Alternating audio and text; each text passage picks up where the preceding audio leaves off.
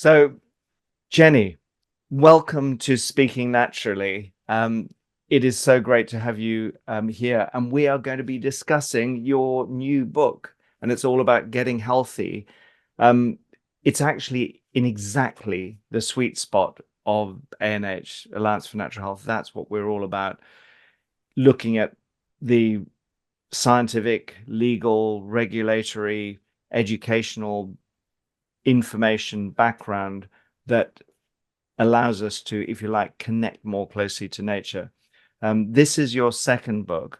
Mhm. Jenny, you and I, we have known each other for many years now because of the close association between the Doctors Association that you're involved with, the British Society for Ecological Medicine, and our organization, the Alliance for Natural Health. So can we just kick off, perhaps give our listeners and viewers a bit of your own background as a doctor and where your passions lie? Sure. Well, thank you very much for having me, Rob, and it is a delight to be here. So, very, very short biography of me. I went to medical school in 1976. Okay, you can do the maths.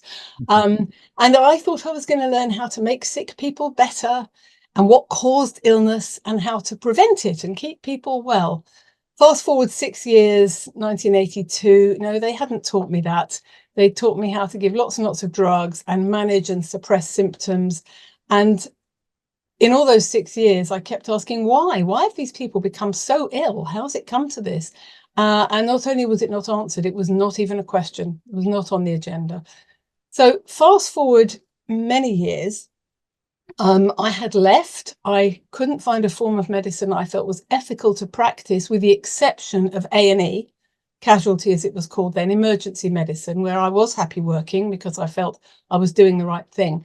But what I did was I found myself teaching medical knowledge to two sets of people: practitioners of alternative medicine, like trainee homeopaths, herbalists, acupuncturists, osteopaths, who needed to know anatomy, physiology, clinical medical science, and also working in adult education, which in the 80s was a really thriving field, teaching women's health, politics of health, alternative medicine to ordinary people, ordinary working class people. And what I was doing, I realized now, was demystifying medical science, because I do believe passionately that anybody, even with a minimum of education, can understand medical science. And so I was stripping away the jargon and teaching people how to look after their bodies in ordinary English language. And then I actually went off and trained as a psychotherapist. I did a master's degree in therapy and counselling, and I was working in that role as staff counsellor at the Hammersmith Hospital when I had my first child. So I thought my days as a doctor were over. And when I emerged from the fog of early motherhood, I found I didn't want to go back to psychotherapy, fascinating as it was, because it was far too much like parenting. So at that point, synchronously, by luck or good fortune, I discovered the British Society for Ecological Medicine. This was in the late 1990s. And I ended up at one of their workshops by a series of apparently chance events. And I was overwhelmed. I felt like I'd come home. I felt like I'd found a bunch of people practicing medicine in the way I imagined medicine to be practiced when I set off for medical school more than 20 years previously. These doctors, the disillusioned GPs, fed up of giving out the anti-drugs, the antibiotics, anti-epileptics, anti-inflammatories, anti-everything, had found, in terms of nutrition and environment, what was making people ill. And they were making people better by radically changing their diet, their nutrition, with judiciously chosen supplements, and crucially, by identifying toxins in our environment that were getting into people's bodies and making them sick. And by detoxifying those and showing people how to avoid them, as well as with tip-top nutrition, people were getting better. Both the people with diagnosed diseases and those who were very sick, but who didn't have a label out of the textbooks. And I learned to do this kind of medicine, and I remain deeply grateful to the experienced senior practitioners with whom I sat in the early 2000s to learn this art and science. And I had to unlearn a lot of what I'd learned in medical school, but I had to relearn a lot of the biochemistry, because nutritional and environmental medicine, which is what ecological medicine is a package of, is very firmly based on scientific biochemistry. And I'd given away all those textbooks, so I had to go and buy them back again and learn it. And for over 20 years, I practiced ecological medicine, with the solidarity of my colleagues, and people get better. And they also learn what's made them ill in the first place and how to keep themselves healthy and how to keep their children well. And it was because of the experience of patients saying to me again and again, why doesn't my GP know all this? That's what prompted me to write my first book, Staying Alive in Toxic Times, a seasonal guide to lifelong health, which goes through winter, spring, summer, autumn, and the seasons and cycles of a person's lifetime, describing essentially what nutrition is needed at those different times of the year, different phases of life. And the last chapter of that was about environmental toxins and what they do to us. And that's where the interest was. And so this new book, Getting Healthy in Toxic Times, an ecological doctor's prescription for healing your body and the planet, is a great expansion of that final chapter. And it really is what ecological medicine is about. It's ecological because it connects our body with the body of planet Earth, our mother, the Earth, from whom we can never be in any sense separate. We eat the food that comes from the crops that's grown in the soil. So if it's in the soil, it's on our plates, it's in our bodies. And we drink the water and we breathe the air. And it is an extraordinary process that in many respects, the evolution of life is about separation from parts of nature through cells and then through organisms. But as technology has become part of that process, that separation occurs to an increasing extent. And you could argue that the various, the tens of thousands of diseases that manifest in human beings today, most of which are chronic, most of which are indeed preventable, are actually diseases of disconnection from nature. They so are therefore, diseases. it's very, very peculiar that within mainstream medicine, we do not hear very much at all about doctors trying to reconnect people with lifestyles, diets, and other elements of nature from which we've evolved. No, essentially because they don't know. They really don't know. And the life of a junior doctor is more disconnected from nature than you can possibly imagine. I mean, you're indoors in smelly, fluorescent lit, white painted corridors, and you have almost no contact with nature at all. So you're not going to tune into the fact that that's what's gone wrong with many of your patients. But yes, we've lost touch with nature. We've lost, since Descartes, we've lost the sense of ourselves as an intrinsic part of nature. Even the very fact that we have a word nature makes nature an it, as though it were outside of us, whereas we are utterly embedded within that web. And as I say in the conclusion of the book, the ancient wisdom traditions of all peoples on earth have always known that we were inseparable from all life on the planet, the trees, the plants, the animals, from Buddhism in the East to the Native Americans in the West. We have always known this, but we have increasingly lost touch with it. And I think with the Industrial Revolution, we catastrophically lost touch with it. Not only did most people cease to be farmers, but we produced between 80,000 and 100,000 synthetic chemicals, which our bodies have simply not evolved to cope with. We have hunter-gatherer bodies because all of our ancestors between 5,000 and 10,000 years ago were foragers living, in the forest or by the seashore or up the mountains on the savannah, just picking what grew and killing animals for food. And that's the body that we still have, the body of a hunter-gatherer. And not only have we become agricultural, we've become post-agricultural, industrial, and our bodies simply haven't adjusted. And some people's bodies have adjusted better than others. But most of us long-term cannot cope with the synthetic chemicals that are now in our earth and therefore our food, our water and our air. we do have brilliant detoxification systems. The liver enzymes that it produces, the kidneys, the colon, the skin, the lungs, these are all detox systems, but they were designed, in heavy quote marks, evolved to cope with what we might encounter naturally. Primarily, they are evolved for us to detoxify our own hormones. We make hormones as essential communication messengers in the body, but then the body says, okay, you've done your job, hormone, we're going to break you up and get rid of you. And that's what our systems are designed for. Women particularly put a lot of our detox energies into breaking down, detoxifying and excreting estrogen. That's why women are more vulnerable to chemical sensitivity than men, because we already have all that estrogen to detox. And I guess those systems were also evolved to deal with things like scorpion bites or snake venom or a bee sting or poison ivy or stinging nettles, but they were not evolved to cope with the synthetic and lipophilic, that means they dissolve in fat, petrochemicals to which we have been massively exposed, particularly in the past 150 years.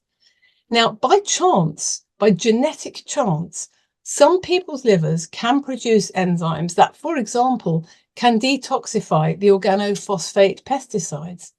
Other people cannot. And there's a case history. It's not in the book, actually, but it's in one of the recent editions of What Doctors Don't Tell You. One of my patients who was walking through an orchard in France with her husband, not realizing that it was being sprayed. At the moment she walked through, insecticides was being sprayed on the plums or the peaches or the cherries, whatever it was. And she was desperately ill for years afterwards. I did manage to make her, I would say, 80% better. That's somewhere in What Doctors Don't Tell You. I called her Sandra, if you want to find the case history. But her husband was absolutely fine. And he walked through the same cloud of insecticides. When we did genetic testing, we found that she had a double defect, if you like, a homozygous glitch in the enzyme whose job is to, in the gene that produces the enzyme, whose job is to detoxify those kinds of chemicals. Now, why evolution has even gifted us with that, I don't know, but about a third of people can't do it properly. So she had inherited from both parents a relatively defective copy of the gene. So she couldn't make an enzyme that could break it down. We tested him, and his version of that PON1, para-oxonase 1 enzyme was absolutely fine. So he could break it down as it was coming into his system, and she couldn't. Right? So she had diagnosis of atypical chronic fatigue. She'd been to the rheumatologist, the neurologist, the thisologist, the thatologist, and of course, eventually to the psychiatrist, where she had the sense to refuse the antidepressants. And we did a very intensive year-long detoxification protocol with her, which includes putting in all the nutrients that our detox enzymes need to do the best job they're capable of. So all the B vitamins, loads of vitamin C, vitamin D, the omegas, the minerals, all the minerals, and special substances like glutathione, which helps us detoxify, phosphatidylcholine, which helps you get rid of these lipophilic substances, milk thistle to support the liver to do its best. As I say, she's 80% better. But the important take home from this, it was not her genetic makeup that made her ill. It was the spraying of insecticides. And before the Industrial Revolution, somebody with her genetic makeup would have been no more sick than the next person. And this is a really important thing to remember, because these people, like her, so she developed not only chronic fatigue and brain fog and exhaustion and nausea, but crucially chemical sensitivity. So even a whiff of somebody's perfume would have her knocked out and throwing up. These people are the canaries down the coal mine. But for a few enzymes, all of us eventually. So Jenny, just in terms of the, I myself got into all of this in the 1980s because I had multiple chemical sensitivities, and we were working very closely with Mark Donoghue, who you may know from Sydney, one of the leading integrative medicine doctors in Australia. And we actually helped removed from the market a whole range of pesticides that people were reacting incredibly negatively to. And we might be talking to large groups of people in which one or two of them might suddenly collapse. And it would turn out that, 2 streets away, there was a pest control van spraying for termites. And that's one of the reasons we changed the way in which, the kinds of chemicals that were allowed for termites. But there is a difference between a sensitivity and tolerance. Can you just explain, because a lot of people may have noticed this variation, their ability to tolerate a very much wider range of exposures. We can see this regularly with people who abuse themselves with alcohol, for example, and they will have perhaps So high levels of alcohol dehydrogenase. But then when we look at sensitivities and even allergies, we're looking at a spectrum of effects between tolerance, sensitivity, and allergy. Can you just break that down so people can understand more what their own condition might be in relation to chemicals? I think the word that you said that's crucial here is the word spectrum. If you see multiple chemical sensitivity as an illness, as with almost every illness, there is a spectrum from people who are totally fine, have no trace of that problem, to people who are on the floor and almost dead with it, right? There is a spectrum. So at one end, you've got people like my patient's husband who really not only don't feel ill, but can't even smell it, right? They just don't know what you're on about. And at the other end, you've got people who get one whiff of a chemical and they are on the floor. Now, my patient is someone who was not chemically sensitive before her exposure. And this is very important. She was fine. She could sit on the tube inhaling other people's deodorant and perfume and be fine. But what this exposure tends to do is to knock out the very detox systems that can't deal with it properly in the first place. And so the straw that breaks the camel's back. Yes, but you might not have been aware that the camel's back was sagging in the first place. And so it appears sudden, even though it may have been cumulative. But the point is that this sort of person then becomes ultra sensitive to even tiny, tiny amounts because the chemicals have knocked out their detox system. Yeah. And so essentially, there's also a cocktail effect, right? So we've got total load of chemicals from many different sources. That's where the final straw comes in.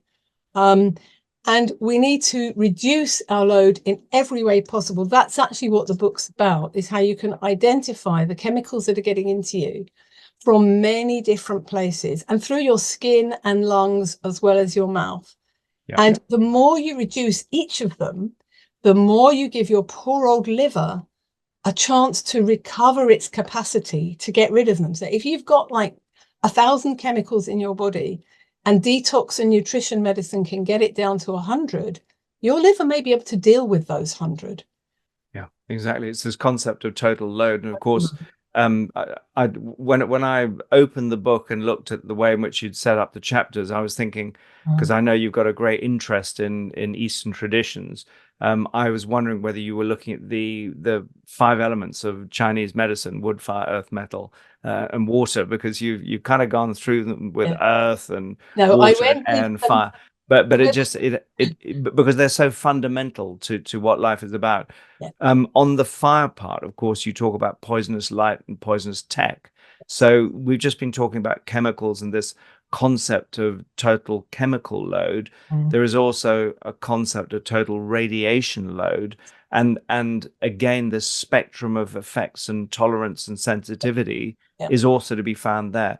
And then you've got the synergy or the antagonism between chemicals and radiation. How does that all fit together? Okay, so this was far and away the hardest part of the book to write, partly because it's physics, not chemistry. Yeah, you had to go from biochemistry to biophysics. Biophysics, another journey for all of us. I got physics and chemistry A level. I got an A in chemistry. I got a B in physics. The B was a good grade in those days, but it was back in 1975. And it's one of life's mysteries how I got through physics, because I didn't like it. But now I know why I studied it, because boy, did I need to revise it for those 2 chapters. Now, I use the term fire in the book metaphorically. But this is physical rather than chemical harm. It's not about the molecules and atoms, or at least not in the sense of their chemistry. It's about radiation. And there's a spectrum of radiation. And at the far end, where you've got gamma rays and X-rays, you've got very high frequency and very short wavelength.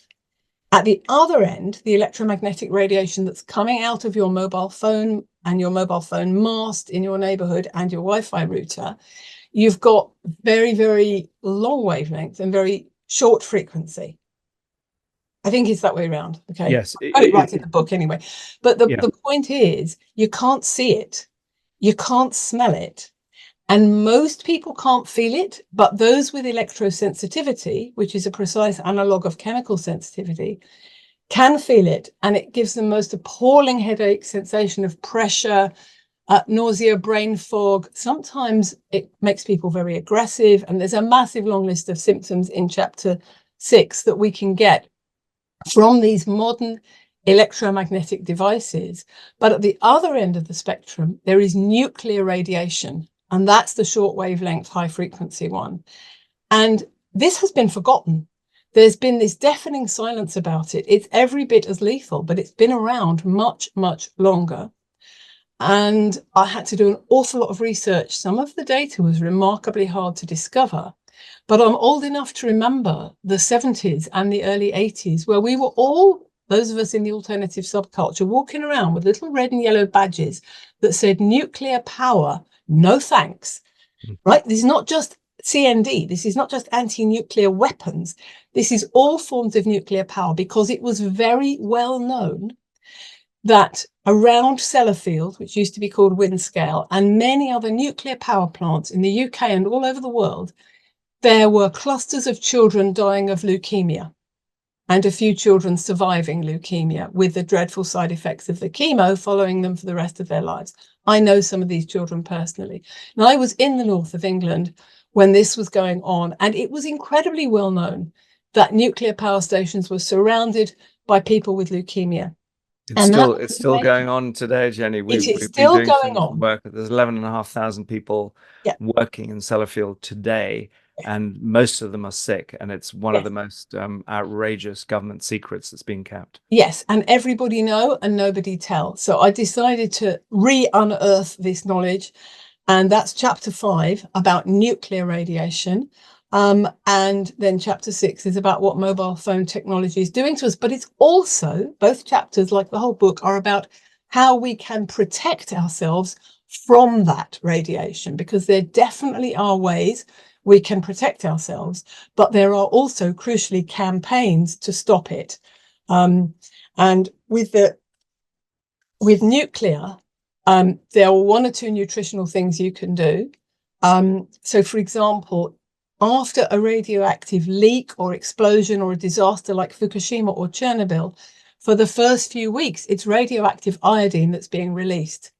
Now, if your thyroid gland and the whole of your body is already replete and full with ordinary iodine, safe, natural, essential iodine from fish or seaweed or supplements, then the radioactive iodine won't have a way into your body.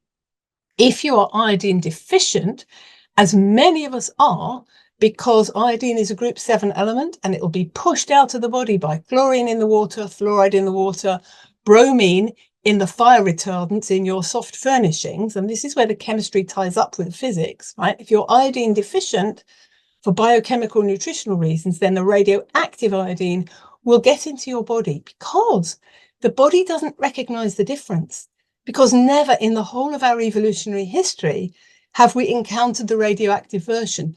So the body is reading the outside of the atom. It's reading the outermost orbit, the electron pattern of the atom. And in that way, radioactive iodine and safe iodine look the same. And therefore, if you're not already full up of good iodine, radioactive iodine will get into your system. After Chernobyl and Fukushima, Greenpeace documented a massive increase in childhood thyroid cancer, which didn't exist before these accidents, basically.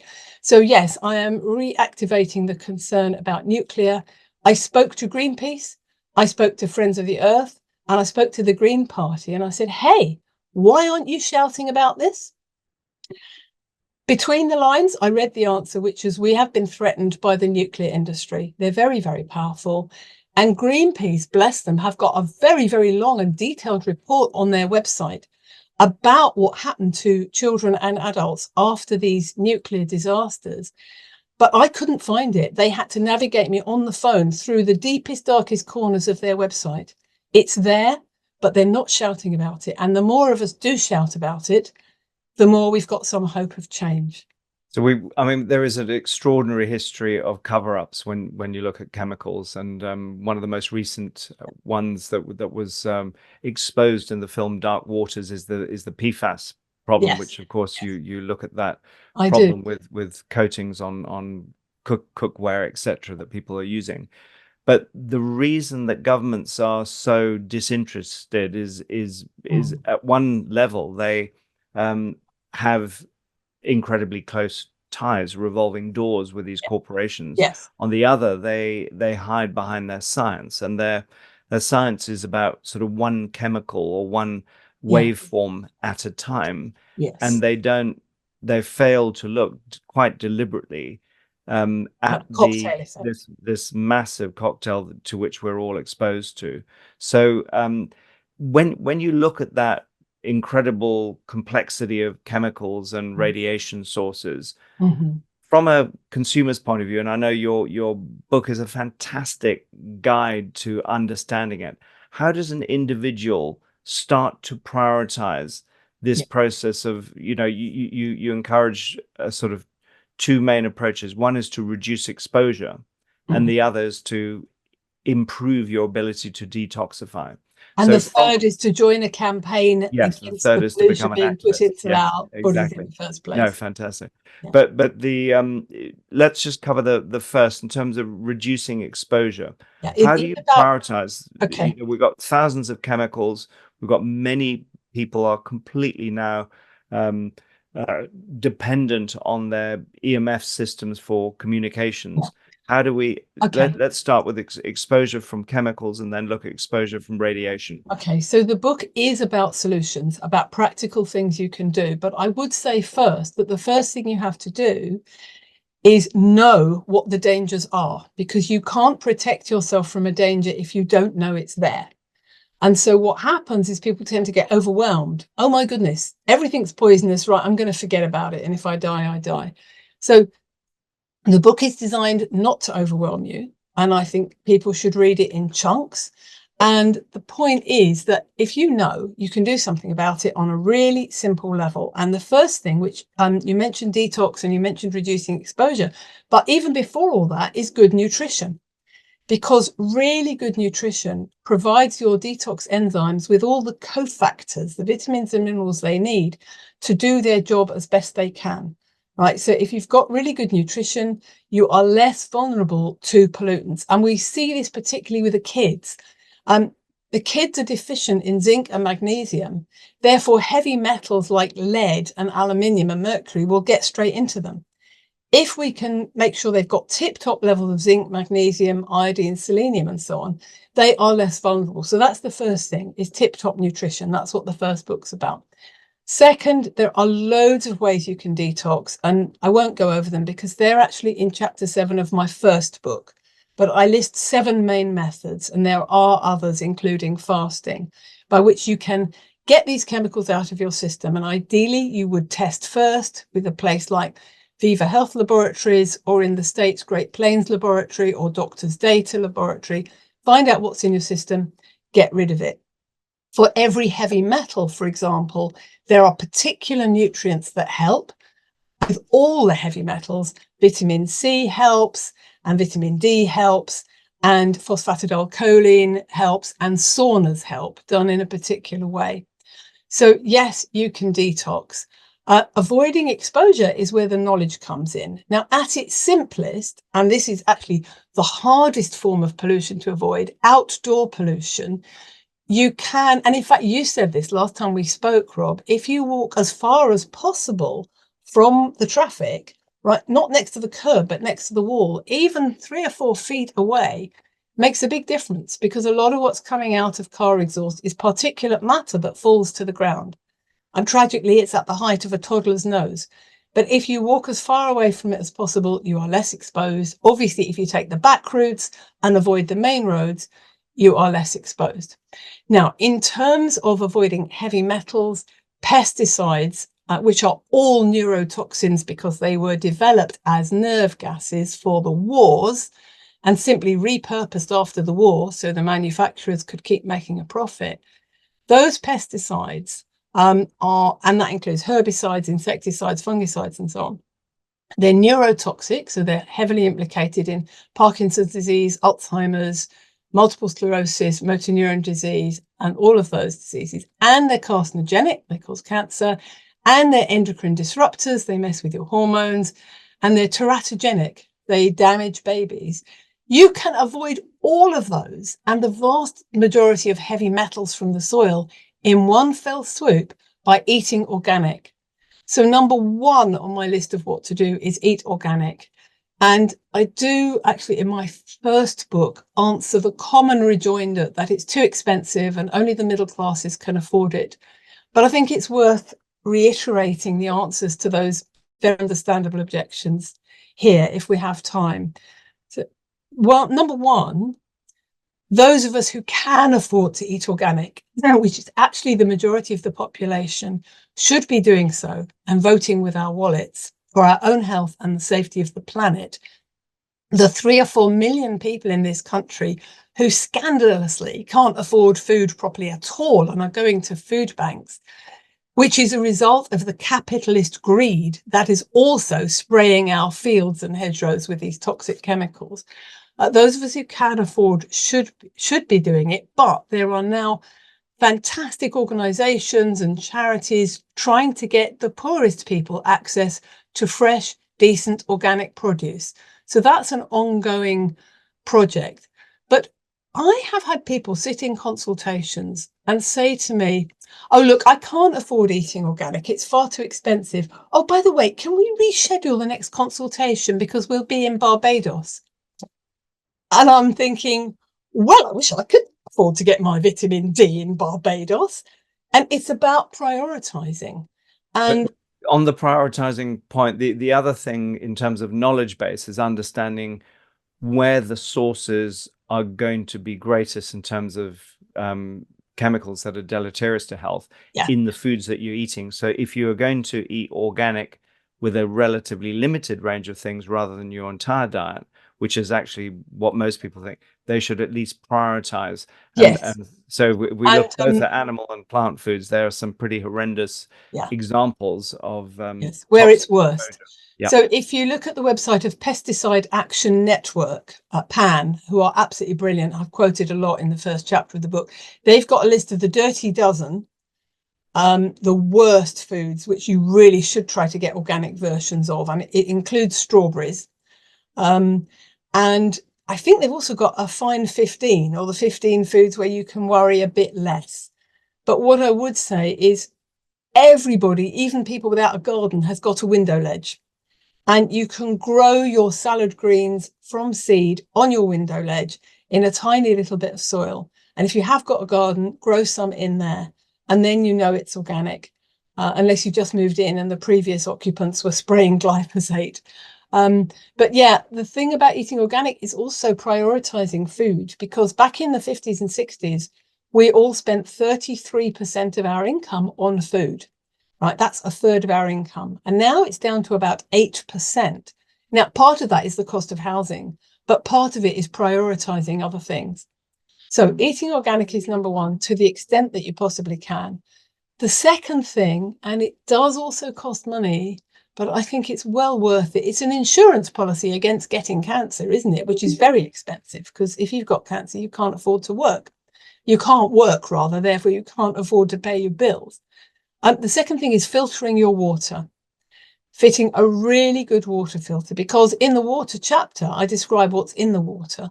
Chlorine everywhere in the UK.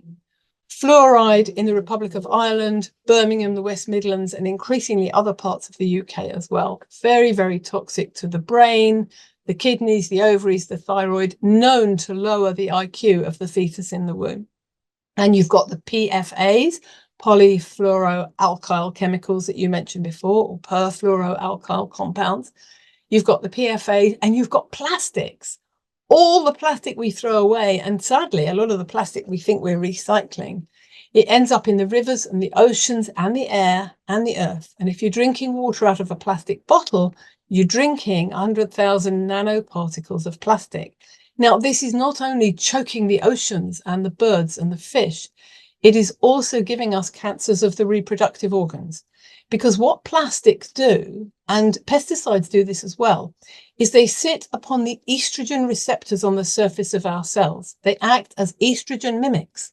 Hence, the vast rise in cancer of the breast, the prostate, the ovary, the testis, the endometrium, that's the lining of the womb, and so forth.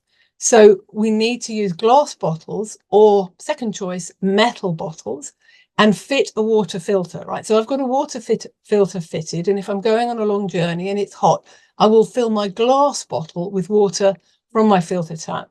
And you get a little padded container to put it in so it's safe, £6 from a camping shop. And now you can actually buy ready-made glass bottles with the padding, but they tend to be heavier than the little glass bottles you can get in any cafe. So 1, organic. 2, filter your water. 3, this is by far the most challenging, change the way you use your mobile phone technology.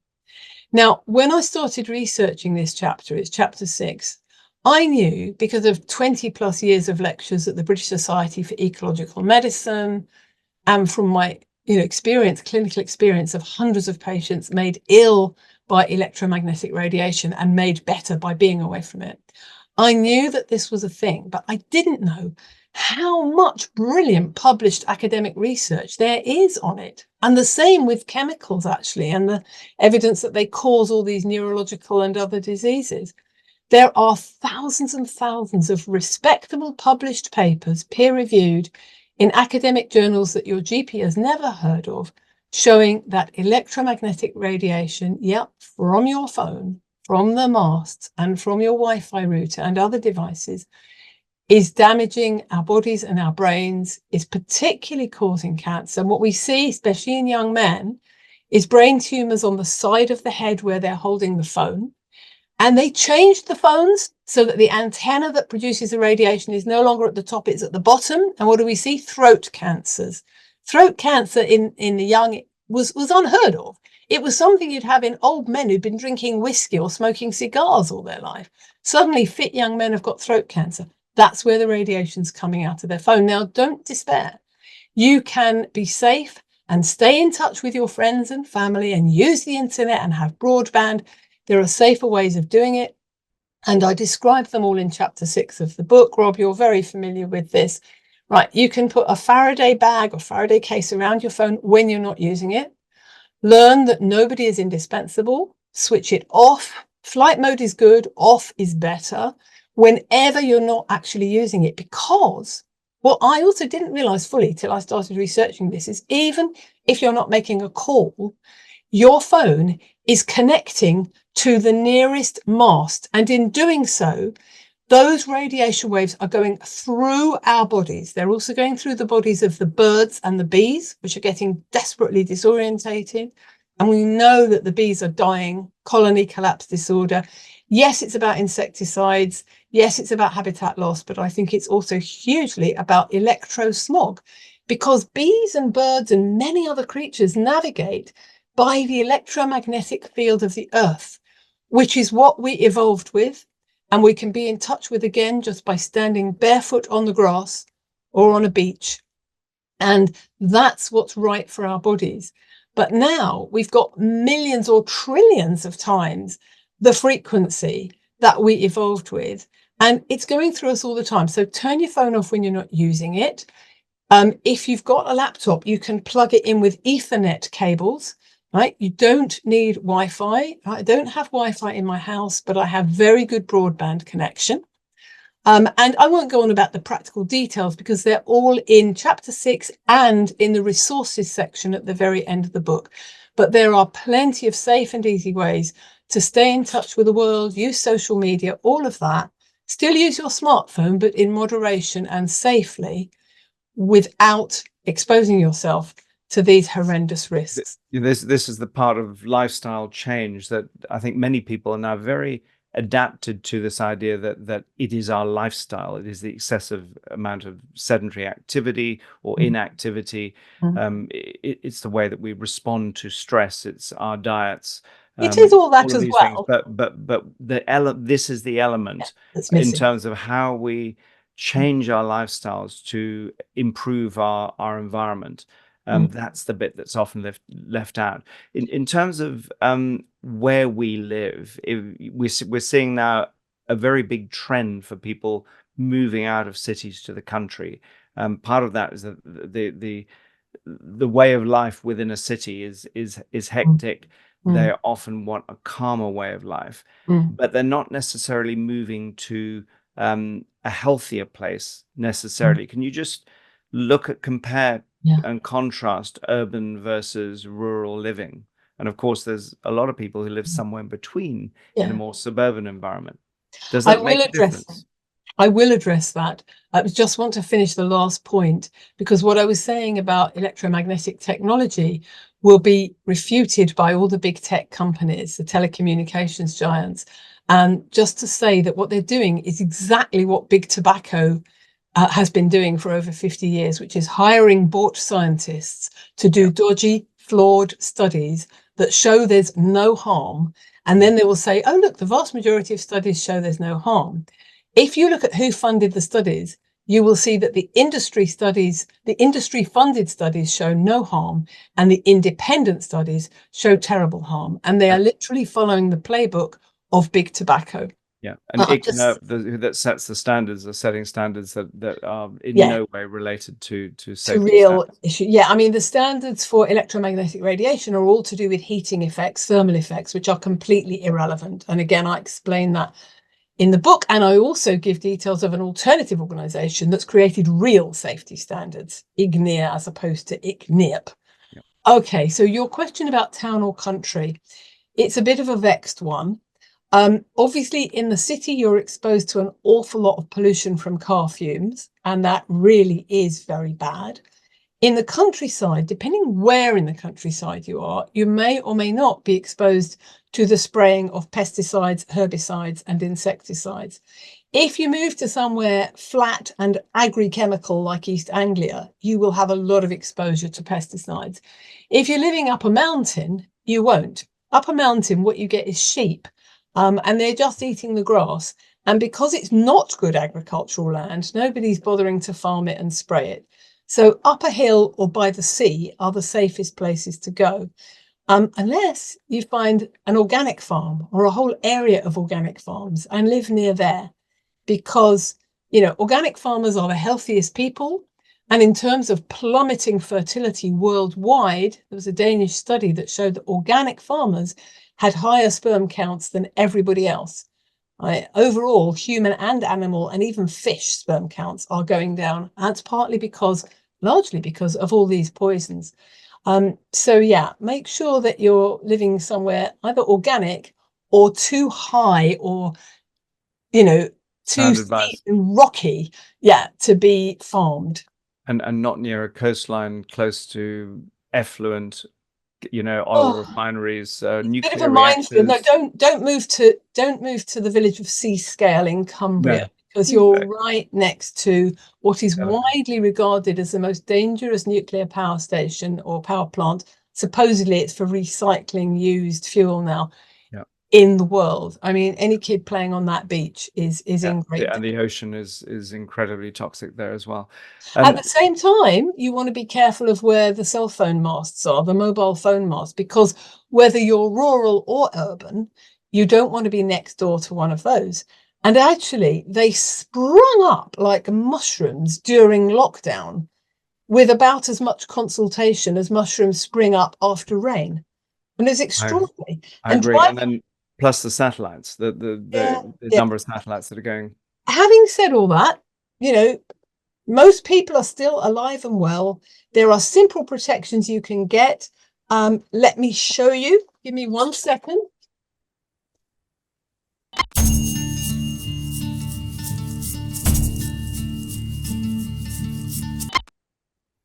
So I have a local field where I love to walk, but they've just put out a hideous mast just where I walk past. So I have my protective hat. Yeah. And actually, it makes a difference. If I don't have it on, I get a blinding headache. If I do have it on, I feel almost nothing. All right. And I'm only very mildly electrosensitive. And again, I list in the book where you can get this kind of This protective is gear it's a Faraday hat, effectively, isn't it? effectively. And Yeah. and where you need the most actually is driving on the motorway, because every 2 seconds there's one of these mobile phone masts. But as I Absolutely. say, priorities: eat organic, filter your water, moderate your use of the mobile phone. And the fourth thing, which we haven't yet discussed, is to get rid of the indoor air pollution, which is in your home. And this, in many ways, is the thing to tackle first, because it's so easy. We spend 90% of our lives indoors, and most of us are blissfully unaware of the chemicals we are needlessly exposing ourselves to indoors, right? So this is not traffic fumes. This is the cleaning chemicals in the cupboard under your kitchen sink, the so-called personal care products in your bathroom cabinets, the stain remover, the carpet cleaner, the fabric of your brand new synthetic sofa, which is outgassing polybrominated biphenyls, fire retardants, all the time, until it's a year or two old. Mattresses also. People put mothballs in their wardrobe, which are a really nasty chemical. And the safe alternative is lavender oil. You spray lavender oil at your clothes and the moths hate it. They will never hatch there. So for every single household product that we use without thinking, I have given safe and pleasant alternatives. And that's chapter 7 of this book. It's called A Tour of Your House. That's a great chapter. Thank you. So in terms of detox capacity, yes, having a very clean diet, but there's also a bunch of supplements that people can take, and specific foods that people can ingest more of. Can you just take us through, for most people, obviously there are differences in terms of their genetic variations, their SNPs, but what would make sense for most people who are aware that we're all living to some degree in a toxic environment? What can we do to So the favorite thing is loads and loads of fresh fruit and vegetables. Let me rephrase that: vegetables and fruit. Okay, because fruit and veg are not equivalent, and too much fruit is going to give you a sugar hit. So if you're diabetic, don't go near it. If you're overweight, don't go near it. For everybody else, some berries in season is fine. A piece of fruit now and then is fine. But what we can have and benefit from having vast quantities of is the leafy green vegetables, and all the vegetables, the rainbow colors: the peppers, the carrots, the cabbage, the lettuce, the cucumber, and so on. And if you can get those organic, and at least a couple of times a week, make vegetable juice from them, you are doing detox. You're giving yourself antioxidants, which is what all the detox enzymes need as well. And you are doing cancer prevention. And going back to the idea of a spectrum, in the same way there's a spectrum of illness, there's a spectrum of treatment. So, God forbid somebody's actually got cancer. An alternative practitioner like you or me would get somebody doing organic vegetable juicing 8-10 times a day. That's really onerous. But you only need to do it 2 or 3 times a week if you're fit and healthy for it to act as prevention for the same illness. Right? I'm not saying that's going to stop you getting a brain tumor if you're holding the phone to your head 6 or 8 hours a day. But in terms of chemical pollution, organic vegetable juicing is absolutely wonderful. And you can adjust your taste buds from the sweet end of the spectrum towards the green, right? So you start off putting in a bit of beetroot or carrot or even apple to make the dark green vegetables less bitter. But eventually you can reduce that, and you can have something that's just made of kale, cabbage, lettuce, cucumber, celery, and you don't even need the beetroot for sweetness. Jenny, you may have seen that there's a company called Pairwise that's in the one of the leaders in the genetic bioengineering field of foods in the US, that they are just about to launch a mustard green that guess what? All the bitterness has been taken out of it, and along with that, are all the compounds, the glucosinolates, the Exactly. sulforaphane, Yeah. all of the compounds, the mustard containing compounds that are detoxification agents. And that is one of the difficulty with technology. We see, a so-called advanced is nearly always associated with a patent, Yes. but if you don't understand the natural system with which you're working, and because it's not just human beings that benefit. If we look at what happens to those plants when they're growing in nature, those mustard oils, Mm. I happen to study that for many years as part of my Yeah. PhD and postdoc, um, are used basically to bring in a complex of natural enemies that manage the herbivores. So if Yeah. you reduce the amount of those compounds, you actually need to put more pesticides on your crop. Yes, So that's right. So the pesticide industry and the genetic modification industry are inextricably linked yeah, because they have to modify the plants to be able to withstand the pesticides. And that there's a lot about that in chapter 1 in the context of glyphosate. But what you're saying is just so important because I don't know how to put this politely.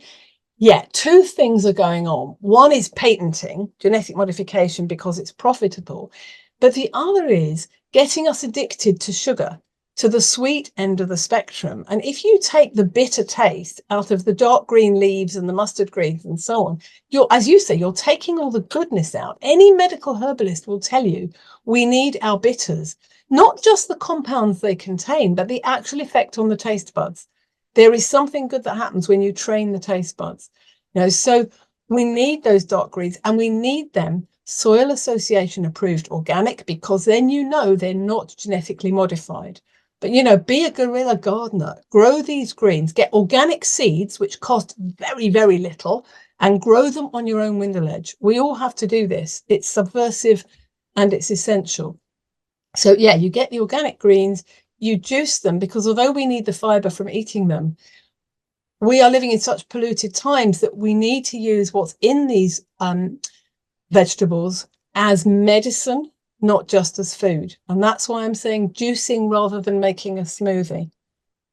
Jenny, some of the things we've talked about scrape the surface of what's in the book. I think we come in with this genetic blueprint. We get born into a family, a culture that's then meant to teach us how to drive this extremely sophisticated machine that we call a human body and mind. But actually, between the medical profession and what has then drip fed into society, we don't do a very good job of it. And it's phenomenal that you take several decades worth of your own experience plus a lot of very current research and put it into a bite-sized form that everyone can access. I think this is one of the most important books for people who are on the journey to natural health.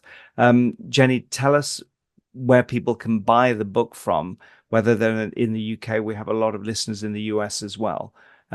It's a Chelsea Green published book, so it's a very big publisher, so it shouldn't be too hard to Thank find. you, Rob. No, it shouldn't be hard at all. You can get it from any outlet. I mean, I would always say go to a bookshop because we need to keep physical bookshops alive, preferably go to an independent bookshop.